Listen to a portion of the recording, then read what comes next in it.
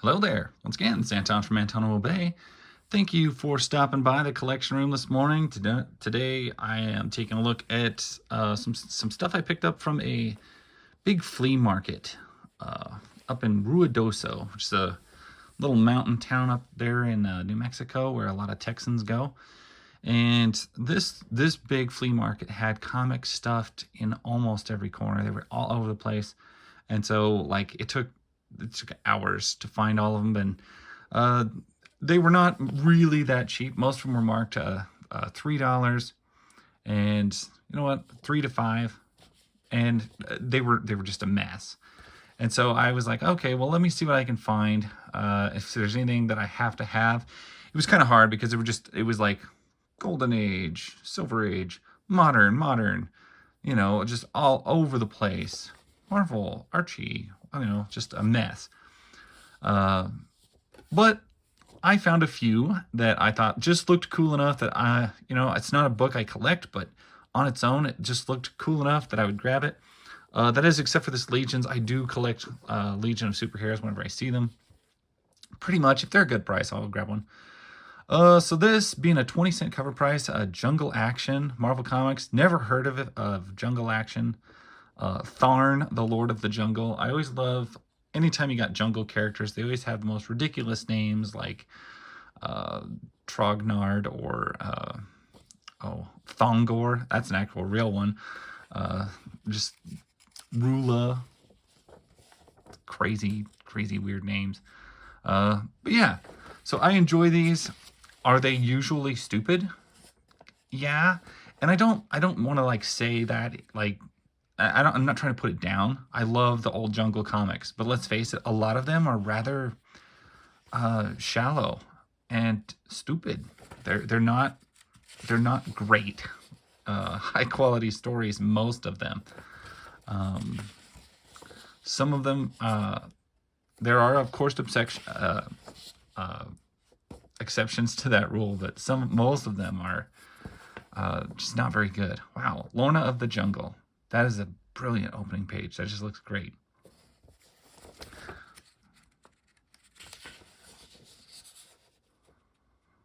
It always amazes me how many like rare, extinct, nearly extinct animals they manage to kill in these comics. But at the same time, I'm a big fan. I love jungle wildlife. I love all the stuff from Africa. The rhinos, lions, elephants, stuff that you can't see anywhere else. And a lot of it, you kind of get exposed to through comics when you're little. And the nature channels, obviously. I also love khaki, so I was a victim of that. Fashion for the longest time. I just love, I don't know, I love the look of all of it. That jungle comic book, African comic book, Amazon, whatever, when they're deep in the jungle. Where the men wear khakis and the women wear leopard prints. Or animal prints. Anyway. Never finished high school. If you don't know, it's a little early, so I'm tripping over my language, my words a bit. And for reference, this is 1972. So 1972, comics, 20 cents. That was cheap. This one was one of the cheaper ones I found that day. Legion of Superheroes 60. I think I paid $2 for it. I love Legion for a lot of different reasons.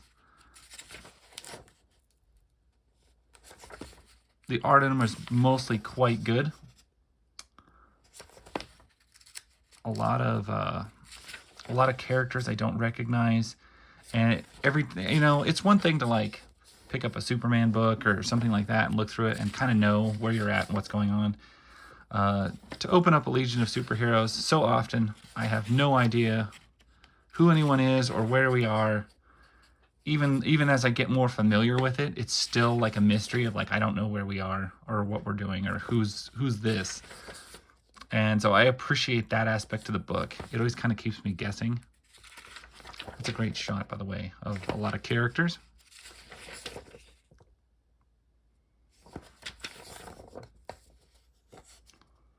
We children.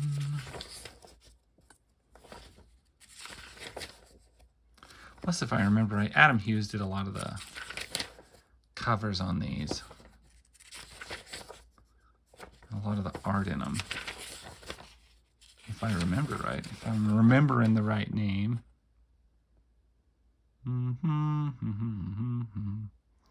Stuart Ammonen, Rob Boyd. Looks good though. Not mad at it. So old Archies, I will grab old Archies. It's a 15-cent cover. This is 1970. So yeah, that other one being a 20-cent cover, this one being 15. I think Archies usually ran a little cheaper during the... I think they're usually cheaper than most other comic books. I'm not sure exactly why that is. Other than, you know, maybe it's a little easier to produce. You don't have to spend as much on artists because they all are basically drawn the same. I don't know. Could be because they're geared towards younger kids. This one I thought was pretty cool. This is Archie Laugh Out Joke Book. Because every page is in itself the complete story. So it's like a miniature joke. It's like a comic strip. Which I thought was pretty cool. The way they break that down. And one I don't think I'd actually run across an Archie joke book like this before. So I was pretty impressed with it. It pretty much encompasses all the characters. It's not just like a Betty and Veronica. It's like a Archie and Pals. A lot of times you get these books that are geared towards one particular character. It'll be just like, oh, it's a Betty book. It's a Veronica book. It's a Betty and Veronica book. It's a Reggie book. Which, you know, of everyone, why would you want to read Reggie books? He's such a jerk. I never stand that guy. I never understood, like... Veronica can be a real jerk, but she's also like, I don't know, funny about it. Reggie's just jerk. Never understood it. Let's see what we got here. Supergirl number 4. This is, it's Golden Age stuff, so it's a little bit weird. I've created a monster myself. I am as unbeatable as you are. Supergirl becomes her own worst enemy in the borrowed brain. So Supergirl went through a phase of being... I picked this up and somebody mentioned it. Less about fighting villains and more about fashion and romance. And, like, who am I? Now, I was unaware of this aspect in this era of Supergirl, and I always thought Supergirl just fought monsters like Superman does, or bad guys or whatever. But no, there was a big, multiple-year span of strange, whiny self-discovery, and things like that. And I really just kind of picked up on this at the same time that somebody had mentioned to me that. Yeah, some Supergirl stories are rather lame and stupid. And I grabbed a couple. Now this, she's at least actually doing something, but as far as her power set, this is a total waste of her power set. Like, we're not doing anything that, like, another hero of a fraction of the power couldn't do. So her stories were smaller, weirder. I don't know how you describe it. She has a cool outfit. I don't know about these weird slipper shoes though. Those look kind of doinky. But hey, I do love Supergirl. So even when the stories get like this, I am intrigued to find out this era existed. And yeah, it does make me want to kind of explore around in this weird girly romance era of Supergirl, I guess. That doesn't really make sense with the extreme power set of her powers. But, you know, back in the olden days, they had Superman doing a lot of stupid stuff too. So, and I came across this. This was only $3. Arak, Son of Thunder, #1. Another barbarian / jungle title. And I was like, you know what? I've never seen the first issue. I grab these every now and then. Arak, Son of Thunders. But I'd never seen the first issue. This is 1981, the year of my birth. So I was like, well, shoot, I'll grab that. I don't remember being like massively excited about Arak, Son of Thunder. Most of the art is kind of bland in them. The stories don't look super. I mean, some Jungle books and some art, it's like the art is what carries the stupidity of the story.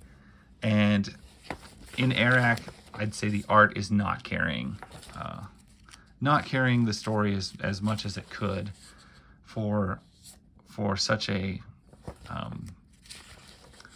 don't know, kind of shallow Conan ripoff.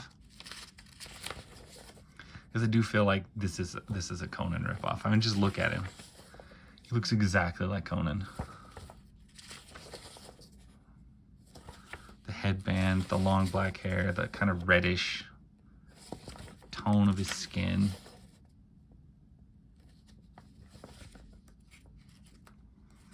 And this is another book where the pages kind of have, like, the color has not held together the best.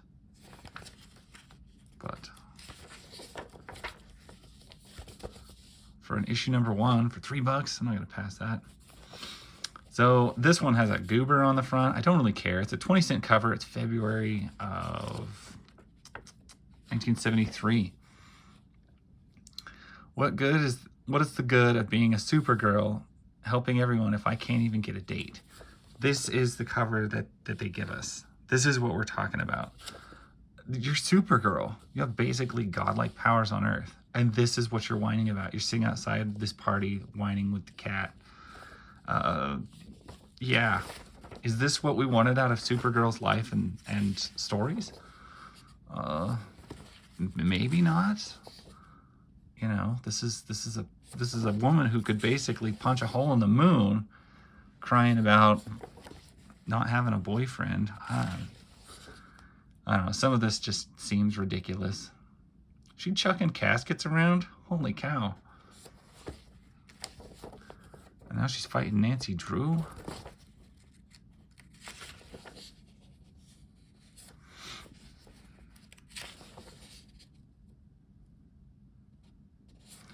Yeah, just like I said, I discovered this era about the same time somebody pointed out this era.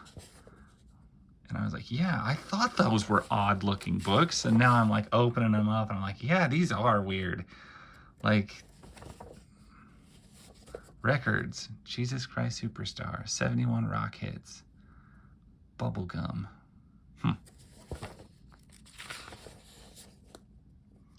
Johnny Thunder, Johnny Thunder. Yeah, this is like an era of DC I am not familiar with at all. Dispels antenna on the floor. Oh, what happened here?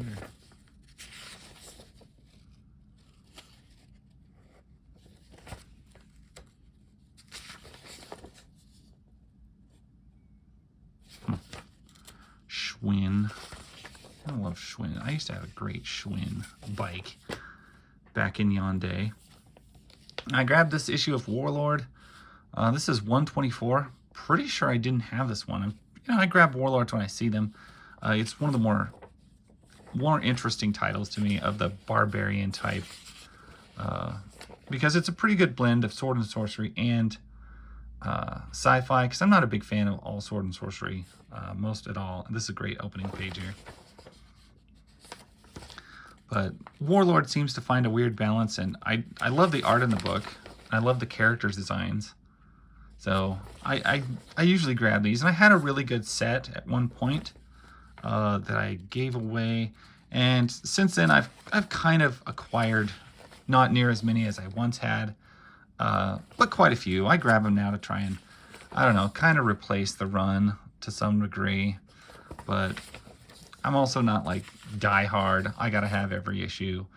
But when I do see them, I still pick them up because they were a fun book to look through, to read, to take pictures of.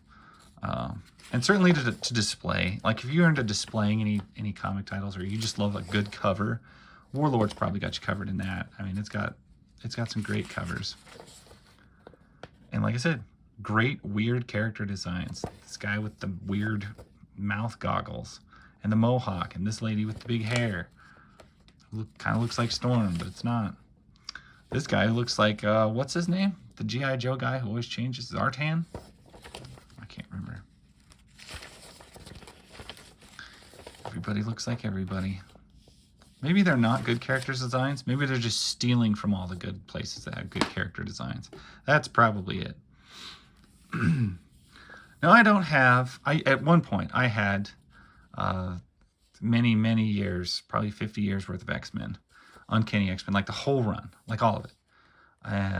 Expensive keys and all. And I sold all that during the divorce.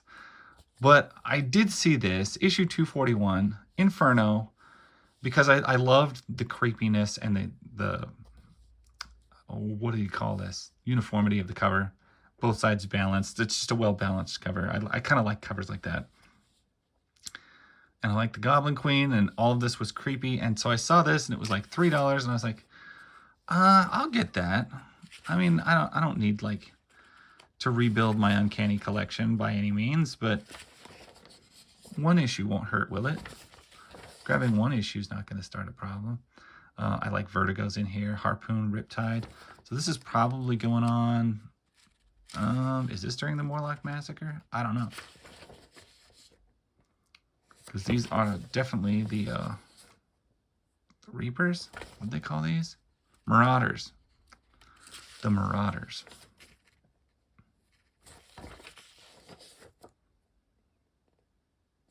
Psylocke, when she was rocking her old cool outfit. I kind of like her old outfit lots better. Yeah, this is good stuff in here. Wolverine, Brown Era. Storm looked awesome. This was, you know, this was like the best looking X-Men to me. I think this might be Outback Era X-Men, or just before then, because I think Outback Era was like 270s or 260s. Somewhere in there is when they were in the Outback. Maybe it was before that. I can't remember. I used to have them all, and now it's like such a blur. I guess if you don't have it, this stuff, you know, kind of starts to fade. So. Anyway, it was a cool cover. I grabbed it. Maybe it was an impulse buy. This, I just got because it was so weird. Strange Sports Stories. #1, 20-cent cover. Why did the devil challenge a World Series team to a game of baseball?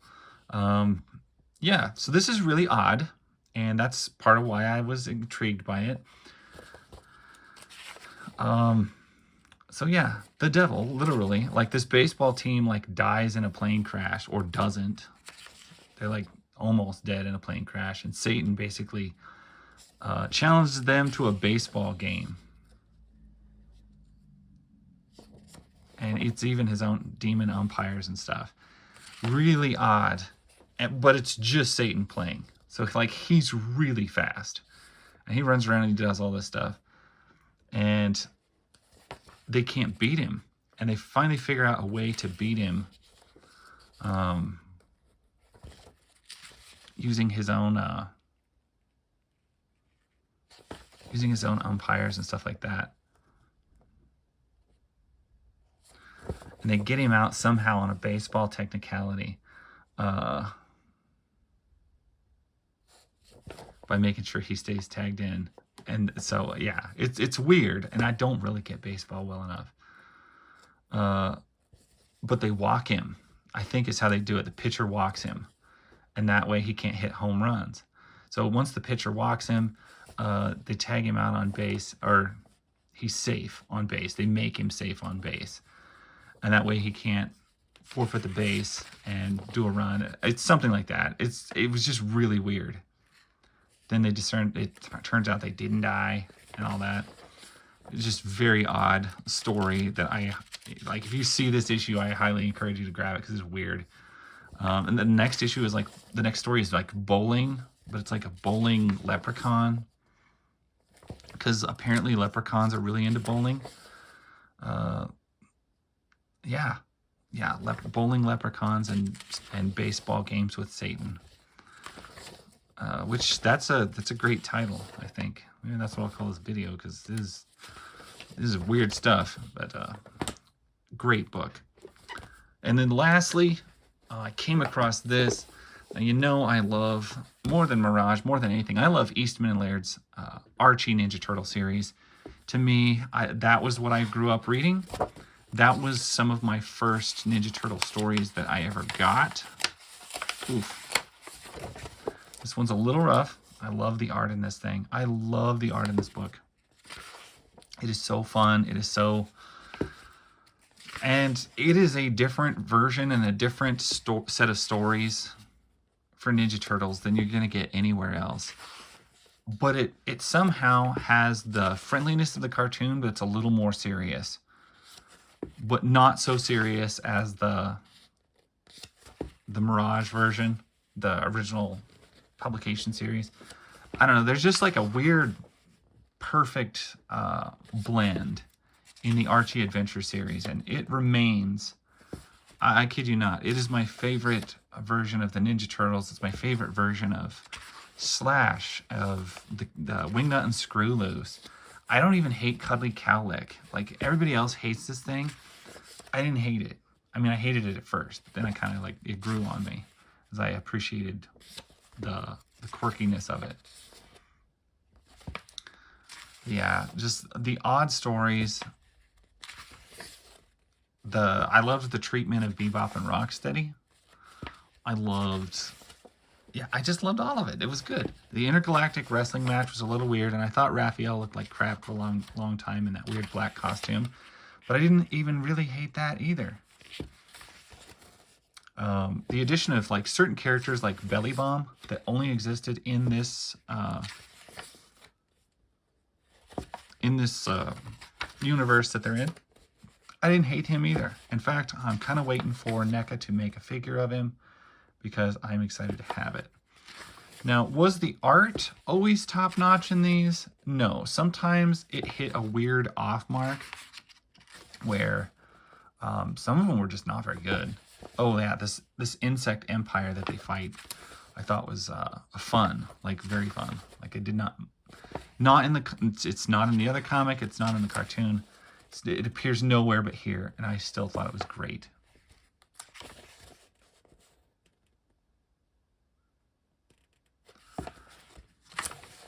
Looks like Scumbug. I think that guy might be Scumbug. Yep. Some of these characters, I'm like, where did they even come from?